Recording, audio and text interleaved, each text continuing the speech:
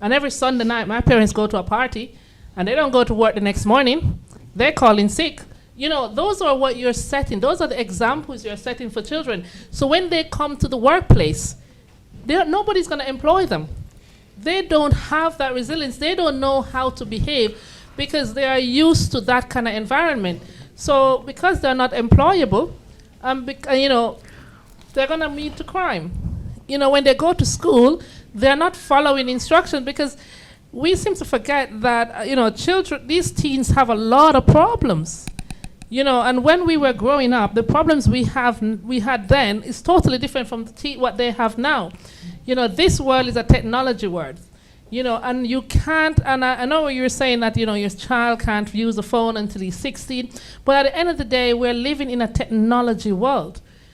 What happened when he's 16 and he doesn't know how to use that? That when he goes to college and everything in college has to do with the internet. How does he then manage himself around that? As parents, we need to see, okay, we need to be able to teach our kids to use things properly. Put time frame on things, put rules and things, instead of trying to, stop them. When we took our son's phone away a couple of months ago, he said, "Mommy, if I want to have a phone, I can have a phone," and you never know that. They can get these things without we ever knowing it. And then if they do that, then their parents are going to like, if you don't do what I tell you to do, I'll go tell your mom that you do this. And then their parents then have an advantage over them. And then that's where they start going down the wrong road. So we need to look at the society that we're living in. We need to look at the examples that we're setting. And we need to put rules in place for our children to see that, yes, it's a technology year, but at the end of the day, how are we going to use this technology well so that the kids are not limited in them moving along with what is going on in society, but also have boundaries that they need to climb. And that is something that the children don't have in Blanchardstown. And one of the issues is there is no boundaries. The kids there are free to do whatever they want to do, to go wherever they want to go, to behave whichever way they want to go. Because, my son would always say, "Oh, Mommy, this other child gets to do this. His parents don't give out to him." Yeah, but this is our house. This is our rule. And he knows that.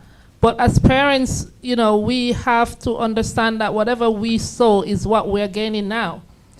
And in the year of 2000, between 2000 and 2010, the impression that we as black people saw here in Ireland was not good. We tried everything possible to gain things fraudulently.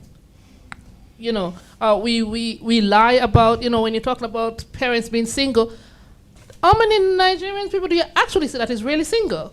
Nigerians are very big on marriage and stuff, and when they come here, they pretended to be single because they want benefit, they want free things, that affects children. They no longer have that family unity again, and that affects children.